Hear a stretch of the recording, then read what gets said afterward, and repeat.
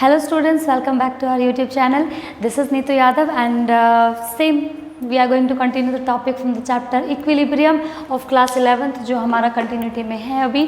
Previous videos अगर आपने नहीं देखी है तो ज़रूर देखिएगा. सारे ही topics को आप relate कर पाएंगे, समझ पाएंगे और आई एम श्योर कि आपको बिल्कुल पसंद आएंगे. सारे ही कॉन्सेप्ट्स की हमें इजीली समझ आ जाते हैं.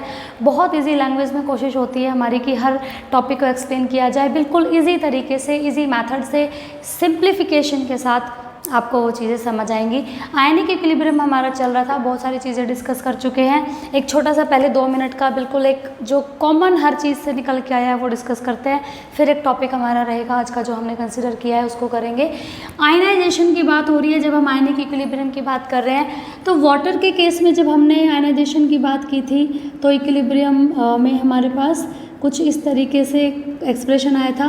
फिर हमने KW जो लिखा था वो क्या था आपका, hydronium ion concentration into OH negative. ये था आयनिक प्रोडक्ट ऑफ वाटर. ठीक है, अगर आपके पास कोई एसिड है वो जब एक्वस सॉल्यूशन में आयनाइज होता है, या सिंपली मैं लिखना चाहूँ HCl प्लस H2O, तो ये जब आयनाइज होता है तो क्या बनता है, hydronium ion plus chloride ion. तो या फिर सिंपली जब आप इसको लिखोगे HCl को तो हम कई बार कुछ इस तरीके से भी लिख देते हैं इनको. तो जब आप K के लिए एक्सप्रेशन लिख रहे थे तो H प्लस आयन की कंसंट्रेशन इनटू क्लोराइड की concentration divided by HCl into water. जब ये एक प्योर वाटर या प्योर सब्सटेंस की एक बात होती है तो इनकी कंसंट्रेशन को कांस्टेंट हम कंसिडर करते हैं. ये कांस्टेंट जब इधर जाके मल्टीप्लाई होता है तो एक नया कांस्टेंट निकल के आता है और यहाँ हम एसिड के केस में उसको लिखते हैं Ka. फिर अगर हमारे पास एग्जाम्पल मैंने किसी बेस का लिया है तो बेस जब आयनाइज होगा एक्वस सॉल्यूशन में, मैं AQ नहीं लगा रही हूँ बट आप बिल्कुल कंसिडर करेंगे उसको कि एक्वस सॉल्यूशन में, ये सोडियम एक्वस में और ये हाइड्रोक्साइड एक्वस में, तो जब आप K, अब की बार देखो वाटर का केस था तो W यूज़ किया, एसिड का केस था तो A यूज़ किया, जब बेस का केस था तो आपने B यूज़ किया और सिंपल सी बात हो जाती है concentration of sodium into concentration of OH. Raise to power the stoichiometric coefficient को कभी नहीं भूलेंगे क्योंकि मैंने मतलब ये लगा लो अनइंटेंशनली एग्जाम्पल्स कुछ सारे ऐसे हैं कि स्टोइकोमेट्रिक कोफिशिएंट 1 ही आ रहा है, अदरवाइज स्टोइकोमेट्रिक कोफिशिएंट कुछ भी होता है वो उनके पावर में चला जाता है. फॉर एग्जांपल ये MgOH होल ट्वाइस होता तो यहाँ पर 2 हाइड्रोक्सिल आयन बन रहे होते तो इसकी पावर में 2 चला जाता. ठीक है, अब ये तो बात थी एसिड बेस और वाटर की. कोई अगर सोल्ट है हमारे पास, जैसे मान लो मैंने कहा NaCl, जब आप इसको पानी में घोलोगे यानी कि एक्वस सॉल्यूशन जब आप इसका बनाओगे तो ये भी इलेक्ट्रोलाइट है. देखो ध्यान देना, सारे ही इलेक्ट्रोलाइट है. चैप्टर जब हमने स्टार्ट किया था तो सबसे पहले इलेक्ट्रोलाइट टर्म को समझा था कि जब आप उसका एक्वस सॉल्यूशन बनाओगे तो वो आयंस में टूट जाता है, डिसोसिएट हो जाते हैं, उनको इलेक्ट्रोलाइट कहा जा रहा है यहाँ पर. तो यह क्या हुआ, सोडियम प्लस क्लोराइड आयन. और यहाँ पर जब आप K के लिए एक्सप्रेशन लिखोगे तो सिंपली क्या निकल के आएगा, वो आएगा आपके पास sodium ion concentration into chloride ion concentration. I hope यहाँ तक विजिबल है. ठीक है, आई होप विजिबल है यहाँ तक, अगर नहीं है तो बिल्कुल बता सकते हैं. तो K के लिए एक्सप्रेशन लिखा, नीचे NaCl की कंसंट्रेशन थी उसको हम प्योर मान के इधर ले आते हैं. जब ये सोल्ट की बात हो रही है तो सोल्ट की कोई ना कोई एक सॉल्युबिलिटी होती है. मैं यहाँ पर अभी के लिए लिख रही हूँ इसको सॉल्युबिलिटी प्रोडक्ट. सॉल्युबिलिटी को कैसे डिफाइन करते थे, amount of solute that means हम मेनली सॉल्ट की बात कर रहे हैं, amount of salt that can be dissolve in 100 gram of water to make it saturated substance. ठीक है, सैचुरेटेड सॉल्यूशन, तो वो सॉल्युबिलिटी प्रोडक्ट है. या आज का जो टॉपिक है हमारा वो सॉल्युबिलिटी प्रोडक्ट की ही बात कर रहे हैं हम कि फॉर एग्जांपल आपने पहले NaCl को जब लिया है तो डिसोसिएट होता है Na पॉजिटिव Cl नेगेटिव. इसकी सॉल्युबिलिटी मान लो S है, तो जब तक घोला नहीं था तब तक तो आयंस कितने थे, 0 थे. जब सॉल्यूबल आइए घुला दिया आपने सोल्ट पूरा उसके अंदर तो स्ट्रॉन्ग इलेक्ट्रोलाइट है तो कंप्लीटली जब उसके अंदर घुल जाएगा तो NaCl तो कुछ भी नहीं बचेगा. और यहाँ पर जब 1 मोल NaCl है तो 1 मोल sodium ion and 1 mole chloride ion बना रहा है. तो S अगर ये बन रहा है तो S ही ये बनेगा. ठीक है, सिंपली मतलब ये हो जाएगा S माइनस S क्योंकि पूरा का पूरा डिसोसिएट हो गया. तो जब हम बात करेंगे KSP की तो हमने कहा KSP क्या, Na की कंसंट्रेशन इनटू क्लोरीन की कंसंट्रेशन, क्लोराइड आयन की. तो यानी कि Na positive concentration into chloride ion concentration. तो ये क्या हो जाएगा S इंटू S और ये सिंपली क्या हो जाएगा S square. S is the solubility and KSP is the solubility product, SP for solubility product, A for acid, B for base, W for water, SP for solubility product। तो ये एक formula निकल के आया। अब न्यूमेरिकल जो आएंगे वो इसी तरीके से आएंगे कि आपको इन दोनों की कंसंट्रेशन दे देंगे तो कहेंगे find out the solubility product, या फिर solubility product दे देंगे और कहेंगे फाइंड आउट द solubility। बहुत इजी न्यूमेरिकल इनके अब हम ही सोल्व करेंगे, लेकिन अलग अलग सोल्ट के लिए ये फॉर्मूला अलग होगा, कभी आप एक कोई रट के बैठ जाओ। फॉर एग्जांपल NaCl की जगह अगर मैं यहाँ पर ले लेती हूँ MgCl2, अगर आप क्या करते हो MgCl2, तो MgCl2 जब टूटेगा तो Mg2 positive and 2 chloride ions निकलेंगे। तो आप क्या करोगे, solubility product Mg2 positive 2 chloride ion, मतलब ये S हुआ तो ये 2S हुआ ना। तो अब आपने क्या करना है कि Mg का कितना है S, तो S की पावर 1, क्लोराइड कितना है 2S और उसकी पावर कितनी है 2। तो अब जो फॉर्मूला आपके पास निकल के आएगा KSP का, वो क्या निकल के आएगा S इंटू 4S² या सिंपली 4S क्यूब। तो KSP का फॉर्मूला क्या हो गया 4S क्यूब हो गया। या अगर मुझे यहाँ से सॉल्युबिलिटी निकालनी है तो आप क्या फॉर्मूला यूज़ करोगे KSP अपॉन 4 और इसकी पावर क्या हो जाएगी 1/3। यानी कि डिपेंड कर रहा है कि आयंस कितने हैं, सोल्ट के टाइप पे डिपेंड कर रहा है। अगर आप इसकी जगह कोई दूसरा ले लेते, यानी कि फॉर एग्जांपल आपके पास ये कुछ AlCl3 टाइप या कोई दूसरा होता जिसमें नंबर ऑफ आयंस अलग होंगे, तो please please please stoichiometric coefficient का ध्यान रखेंगे। जब मैंने कहा था NaCl तो एक S Na था, एक S क्लोरीन था, सिंपली आपने S इंटू S करके S² बनाया था। जब हम NaCl की बात कर रहे थे तो KSP का फॉर्मूला निकल के आया था S² और S सिंपली निकल के आया था KSP का अंडर रूट। ठीक है, लेकिन जब आयंस अलग हुए हैं तो ध्यान देना ये 2S है और raise to power stoichiometric coefficient भी जाएगा 4S² और एक ऐसी है मैग्नीशियम आयन वाला है, तो फॉर्मूला कुछ ये बनेगा। यानी कि अब सबसे इम्पोर्टेंट हमारे लिए क्या हो गया, ये रिएक्शन इंपॉर्टेंट हो गई, इस पे ध्यान देना ज़रूरी है। अगर आपने ये डिसोसिएशन गलत लिखा तो पूरा फॉर्मूला गलत हो जाएगा। कॉन्सेप्ट बहुत इजी है, वेरिएबल दो ही है KSP एंड S दे देंगे तो KSP पूछेंगे, KSP दे देंगे तो S पूछेंगे। बाकी मैथ्स की कैलकुलेशन यानी कि 1/3 पावर निकालना, 1/4 पावर निकालना, 1/5 पावर निकालना, ये अब आपकी जिम्मेदारी रहेगी कि आप मैथ्स की कैलकुलेशंस को कैसे अपना ईजी बनाते हो। चलिए एक न्यूमेरिकल देख लेते हैं सॉल्युबिलिटी प्रोडक्ट पर। तो न्यूमेरिकल है the solubility of silver chloride in water at 25 degree Celsius is 1.06 into 10⁻⁻⁴। Solubility दी गई है, इसका मतलब S दे रहे हैं, सिल्वर क्लोराइड सॉल्ट हमें यहाँ दिया जा रहा है।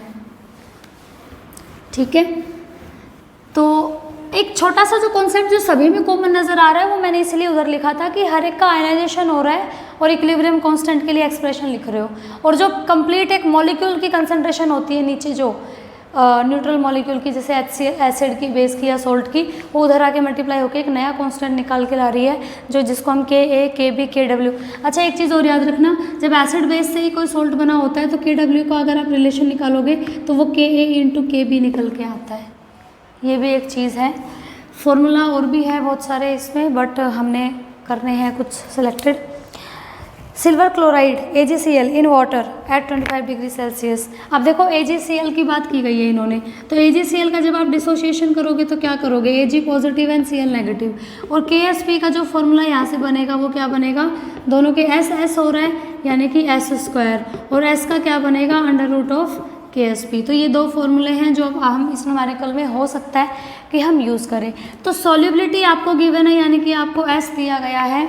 The solubility of silver chloride ion in water is given to you, it is 1.06 into 10⁻⁵, 1.06 into 10⁻⁵ mole per litre.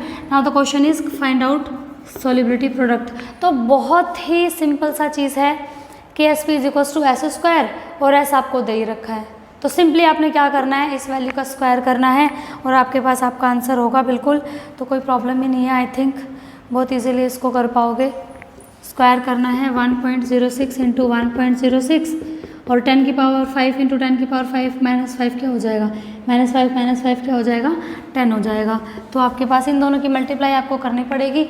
क्योंकि मल्टीप्लाई करने में मुझे यहाँ बहुत टाइम लग जाएगा बोर्ड पे अगर मैं करने लगी तो मैं डायरेक्ट आंसर लिख रही हूँ 1.12 इंटू 10⁻⁻10। ये आपका क्या हो गया, सॉल्युबिलिटी प्रोडक्ट आ गया। ठीक है, चलिए जी आगे करते हैं, एक और न्यूमेरिकल देखते हैं यहाँ से सॉल्युबिलिटी प्रोडक्ट से। अच्छा, ये तो बात हुई कि इम्पोर्टेंस, अगर बात करूँ सॉल्युबिलिटी प्रोडक्ट की तो इम्पोर्टेंस क्या है कि इम्पोर्टेंस का मतलब ये है कि अगर हमें सॉल्युबिलिटी प्रोडक्ट पता हो तो हम सॉल्युबिलिटी निकाल सकते हैं किसी भी सॉल्ट की, पहली इंपॉर्टेंस हुई। दूसरी इंपॉर्टेंस क्या है कि जब डबल डिस्प्लेसमेंट रिएक्शन होती थी तो पीपीटी बनती थी, तो क्लास 10th में आप पूछते थे मैडम कैसे पता चलेगा कि पीपीटी बन गई है। तो यहाँ क्या होगा, एक हमने पहले पढ़ा था आयनिक प्रोडक्ट यानी कि आयंस का सिंपली प्रोडक्ट, और एक हम पढ़ते हैं सॉल्युबिलिटी प्रोडक्ट। अगर KSP आयनिक प्रोडक्ट से ज़्यादा है, अगर KSP आयनिक प्रोडक्ट से ज़्यादा है इसका मतलब सॉल्युबिलिटी ज़्यादा है। KSP ज़्यादा होने का मतलब सॉल्युबिलिटी का ज़्यादा होना, सिंपल सी बात है वैसे तो यानी कि अगर KSP ज़्यादा है तो नो प्रेसिपिटेट, कोई पीपीटी नहीं बनेगी। लेकिन अगर आयनिक प्रोडक्ट ज़्यादा है KSP से तो फिर यहाँ पर पीपीटी बनेगी। आई बात समझ में? If ionic product is greater than KSP solubility product then there will be PPT formation, and if solubility product is greater than ionic product then there will be no PPT. क्योंकि solubility product ज़्यादा होने का मतलब solubility ज़्यादा है तो वो substance soluble होगा, पीपीटी नहीं बनाएगा। तो दो इंपॉर्टेंस है इस सॉल्युबिलिटी प्रोडक्ट की। चलो एक और न्यूमेरिकल देखते हैं फटाफट से। तो numerical is calculate the solubility of A2X3, एक कंपाउंड दे दिया कोई general compound, in pure water assuming that neither type of ion react with water, the solubility product of A2X3 is. अब की बार आपको KSP दिया गया है और आपको S निकालना है। कोई एक कंपाउंड बोला है इन्होंने बिल्कुल जनरल A2X3, जैसे Al2O3 होता है फॉर एग्जाम्पल। इन्होंने कहा है A2X3 एक कोई कंपाउंड है और इसके लिए KSP आपको गिवन है कितना, 1.1 इंटू 10⁻⁻23, 1.1 इंटू 10⁻⁻23। इन्होंने कहा है फाइंड आउट दी सॉल्युबिलिटी। ये क्वेश्चन है सिंपल सा। तो जब A2X3 ब्रेक होगा तो क्या बनाएगा, 2A positive plus 3X negative. तो भाई ये हो गया 2S और ये हो गया 3S, और KSP का फॉर्मूला जब मैं लिखूंगी तो वो क्या होगा, 2S की पावर 2, स्टोइकोमेट्रिक कोएफिशिएंट ऊपर पावर में भी जाएगा, इंटू 3S की पावर 3। तो फॉर्मूला जो मेरे पास निकल के आ रहा है 2 2 जा 4S², 3 3 जा 9 3 जा 27S³ और मल्टीप्लाई करो भाई इनकी फटाफट से 108S की पावर 5 और इधर है KSP। तो भाई आप क्या करोगे, आपको निकालना क्या है, S निकालना है। तो S निकालने के लिए क्या करोगे, जो KSP की वैल्यू गिवन है ये 108 डिवाइड में चला जाएगा और ये इधर पावर 5 है तो इधर पावर क्या हो जाएगी 1/5। लो जी फॉर्मूला मैंने आपको बता दिया। कैलकुलेशन अब आप इसकी बिल्कुल खुद करेंगे क्योंकि मैथमेटिकल है पूरा कि क्या करना है। KSP तो गिवन ही, KSP गिवन है आपको सिंपली। अब KSP को 108 से डिवाइड कर लेना और फिर उस होल की पावर 1/5 जो है वो बाहर निकाल लेना। वैसे बहुत इजी ही मिलेगा, ये बहुत डिफिकल्ट नहीं है जब आप कैलकुलेट करने बैठोगे। लेकिन आपने इंपॉर्टेंट बात जो ध्यान रखनी है वो ये, मैंने कहा कि इस सोल्ट को बिल्कुल ध्यान से देखेंगे कितने आयंस निकल रहे हैं उसके अकॉर्डिंग। देखो यहाँ पे 2A था, 3S था, फिर उनका किया तो फॉर्मूला चेंज हो गया। जब कोई सिंपल सोल्ट ले रहे हो तो उसमें कई बार एक ही आयन आ रहे हैं तो सिंपल SS लेना है। यानी कि स्टोइकोमेट्रिक कोएफिशिएंट का ध्यान में रखना बहुत ज़रूरी है, तभी आप ये न्यूमेरिकल सॉल्व कर पाओगे। तो अब आपका काम रहेगा, बहुत सारे न्यूमेरिकल NCERT में या किसी भी रेफरेंस बुक में आपको मिल जाएंगे प्रैक्टिस करने के लिए, तो आप प्रैक्टिस करेंगे। आई होप कॉन्सेप्ट वाइज आपको ये चीज़ बिल्कुल सॉल्युबिलिटी प्रोडक्ट की क्लियर हो गई होगी। बाकी भी फॉर्मूलाज हमारे सामने हैं, न्यूमेरिकल इस चैप्टर में बहुत सारे हैं, प्रैक्टिस करेंगे तो आपके लिए बहुत अच्छा रहेगा, आगे भी काम आएगा। ठीक है जी, नेक्स्ट वीडियो में नेक्स्ट टॉपिक के साथ मिलेंगे। Thanks for watching till and. और हाँ, लाइक करना बिल्कुल ना भूलिए वीडियो को, अगर पसंद आया है, समझ आया है तो। Good bye.